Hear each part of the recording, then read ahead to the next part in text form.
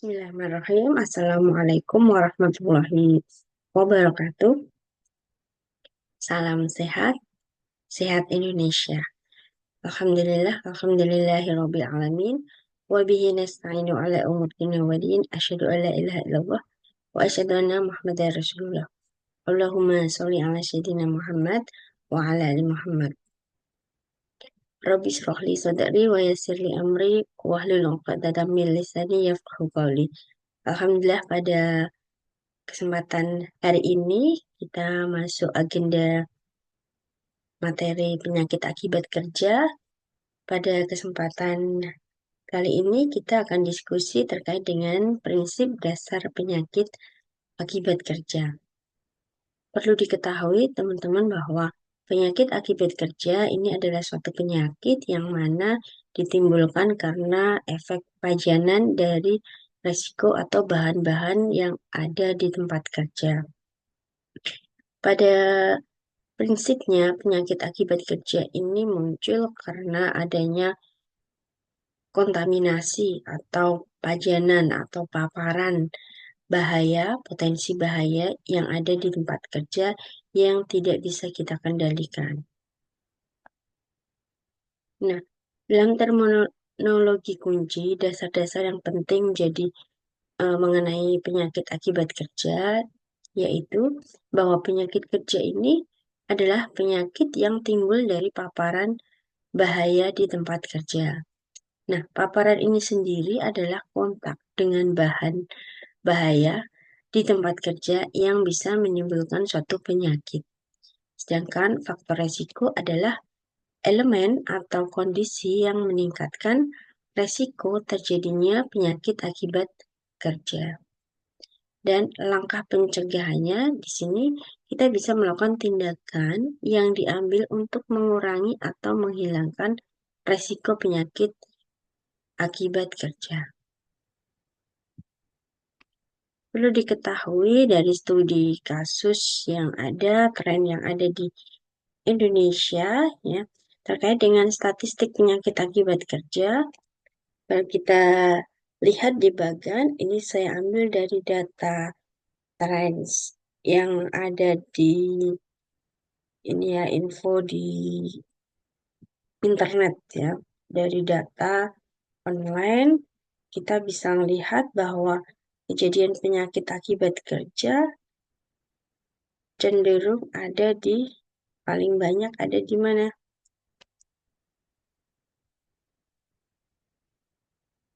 Ada di sektor pertanian, konstruksi, kehutanan, perikanan, dan manufaktur.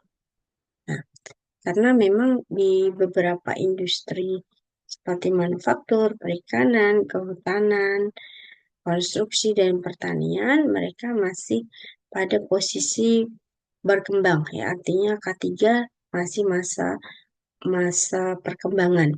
Tapi kalau kayak di usaha sektor pertambangan, kemudian migas, nah mereka sudah set terkait dengan penerapan K3. Nah, adapun faktor risiko penyakit akibat kerja, di sini ada beberapa faktor yang bisa menjadi pemicu penyakit akibat kerja ini bisa menjadi ya atau bisa timbul. Yang pertama adalah paparan bahaya kimia atau bahan kimia. Tidak bisa kita pungkiri bahwa di setiap aktivitas kegiatan industri itu ada namanya bahan-bahan kimia berbahaya. Nah, kalau dalam paparannya kita tidak bisa antisipasi minimalisir dari resikonya tersebut, ini bisa menyebabkan berbagai penyakit. Salah satunya adalah penyakit kanker, yang mana kanker ini adalah efeknya jangka panjang.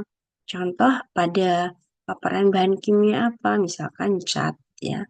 Cat itu kan ada debu ya, disemprot ya pakai blasting gitu. Kok blasting, maaf salah. Eh, Penyemprotan cat ya, painting. Nah, itu kan ada kayak serpihan debu ya, partikel-partikel kecilnya. Nah, itu kalau kita hirup masuk ke pernafasan, lama-lama akan mengendap. Nah, endapan ini dalam kurun waktu jangka panjang akan menjadi toksik di dalam tubuh kita, sehingga bisa menimbulkan kanker. Kemudian faktor fisik. Di sini faktor fisik itu banyak ya. Ada kebisingan, ada suhu, kelembapan, pencahayaan, iklim kerja, getaran, radiasi. Nah, semua bahan paparan-paparan bahaya fisika ini juga bisa menimbulkan gangguan ya, gangguan pada sistem tubuh manusia jika tidak bisa kita kendalikan.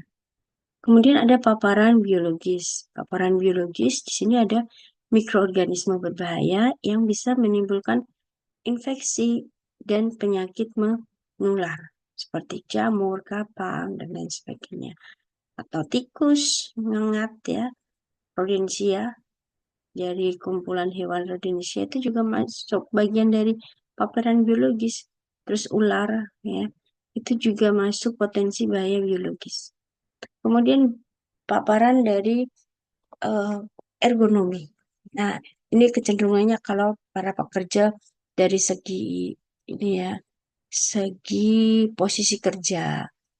Nah, mereka tidak bersikap pada secara ergonomis ya. Jadi saat misalkan mengangkat beban berlebih, mengangkat beban dengan posisi yang tidak ergonomis, kemudian kegiatan yang monoton, misalkan memukul-mukul palu atau juga mengangkat packing ya, packing pengemasan yang repetitif. Nah, itu menyebabkan efek paparan ergonomis sehingga posisi atau postur tubuh mengalami kejanggalan yang bisa menyebabkan gangguan musculoskeletal disorder.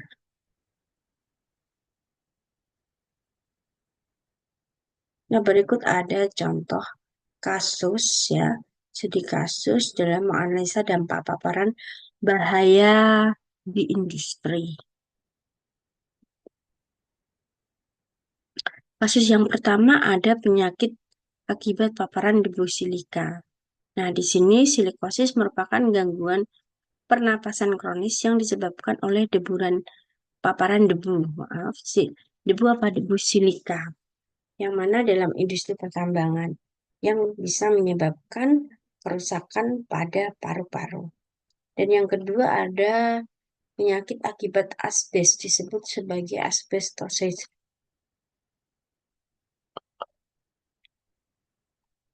Asbestosis ini adalah penyakit paru-paru serius yang disebabkan karena paparan asbes di industri konstruksi yang berpotensi menyebabkan paru-paru.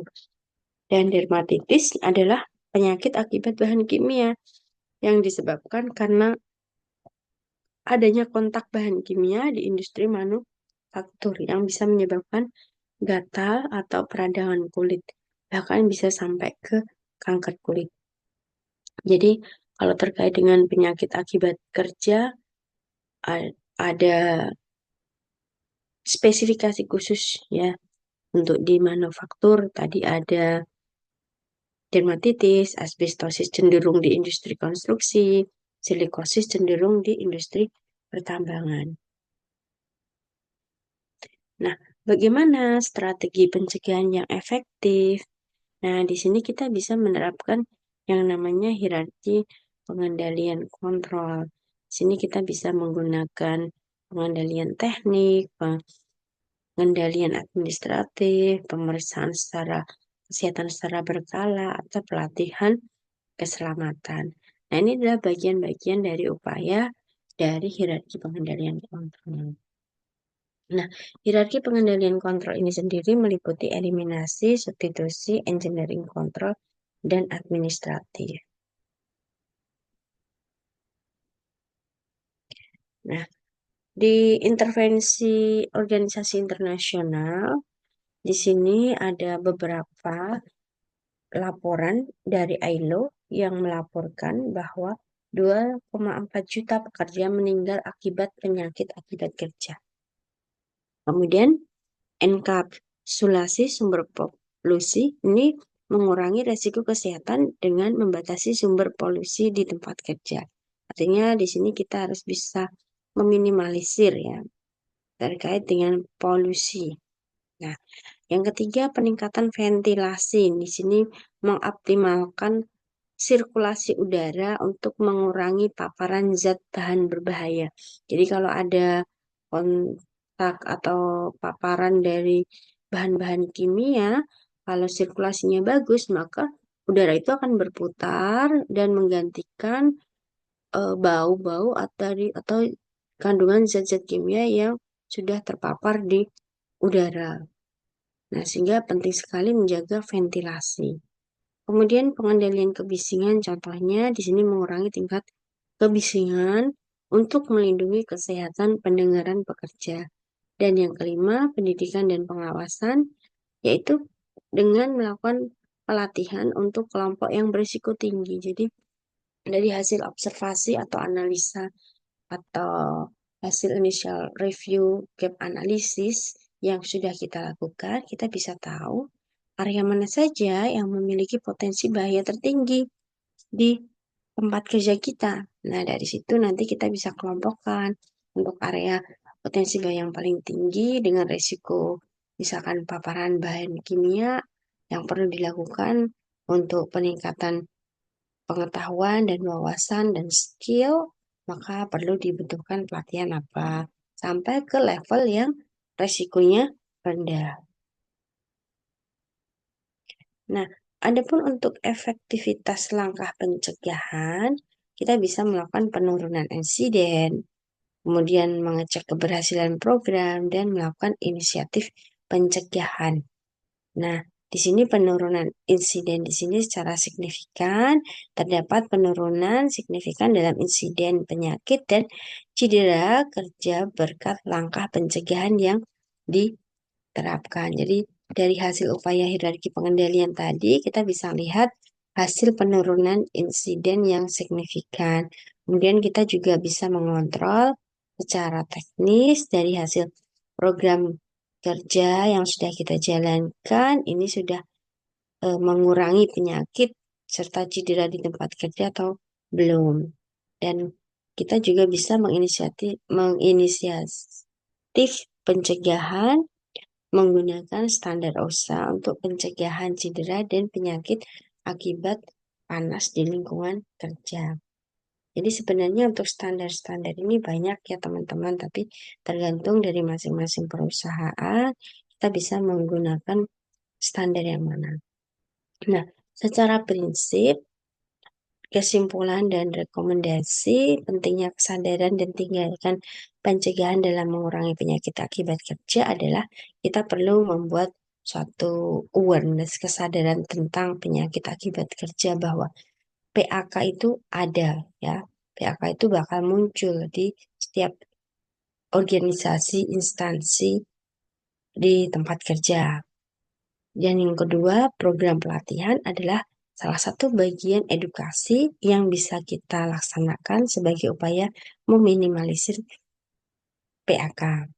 Dan yang ketiga, peningkatan teknologi guna mengurangi paparan bahaya di tempat kerja dengan engineering control ya. Kemudian pemeriksaan kesehatan rutin ini melalui MCU atau medical check-up yang bisa kita laksanakan setiap tahun sebagai upaya deteksi dini terhadap penyakit akibat kerja dan pengawasan ketat dari pihak-pihak kontrol seperti manajemen, KSE, dan juga pengawas tempat serta tetap memperhatikan protokol keselamatan. Nah, ini tadi kaitannya dengan paparan dasar, prinsip dasar penyakit akibat kerja yang bisa menjadikan gambaran kita nanti ke depannya untuk mempelajari penyakit akibat kerja. Baik, terima kasih. Kalau ada kurang lebihnya mohon maaf. Akhir salam. Wassalamualaikum warahmatullahi wabarakatuh.